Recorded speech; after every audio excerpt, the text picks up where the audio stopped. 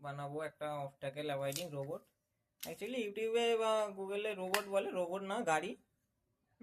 তার জন্য লাগবে একটা ব্যাটারি। এটা আমি একটা পাওয়ার ব্যাংক, যার মডিউলটা খারাপ হয়ে গিয়েছিল, ব্যাটারি থেকে কানেকশান বের করে রেখেছি, এটাই আমার ব্যাটারি হিসেবে ইউজ হয়। দুটো গিয়ার মোটর, আর একটা 360 হুইল, একটা বল ঢোকানো আছে, দিয়ে এই ডাবলিং করে এটাকে আটকানো আছে। এটা যে কোনো দিকে যেতে পারে, নাহলে 4 চাকার করতে হবে, অনেক ঝামেলা। আর দুটো হুইল লাগবে, হুইল দুটো রাখা ছিল, দেখছি কোথায় গেল, খুঁজে পাচ্ছি না হুইল দুটো। এখানে আমার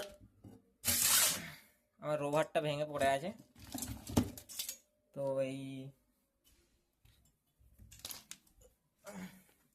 রোভারের হুইলগুলোই খুলে নেব, নিয়ে ওতে লাগিয়ে দেব।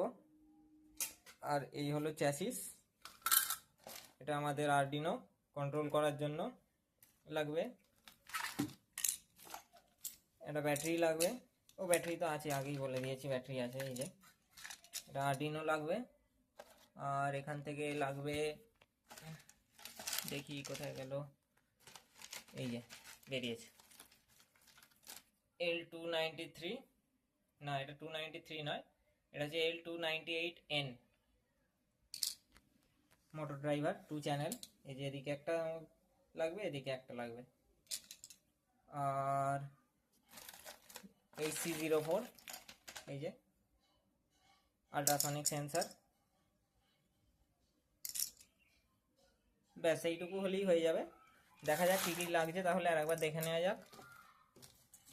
দুটো বিও মোটর লাগছে, গিয়ার উইথ গিয়ার, একটা 360 হুইল, একটা L298N, একটা HC04 মডিউল, একটা আরডিনো, একটা ব্যাটারি, কিছু টায়ার লাগবে। এই রোভার থেকে খুলবো, এখন খোলা নেই, যাক দেখিয়ে দিচ্ছি।